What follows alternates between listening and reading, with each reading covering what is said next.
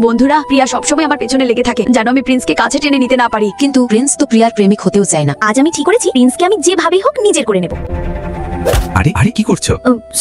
Sorry Prince, আমার ভুল হয়ে গেছে, ইচ্ছে করে কিছু করিনি। প্রিন্স, আপনি চাইলে আমি আপনার শার্টটা পরিষ্কার করে দিই।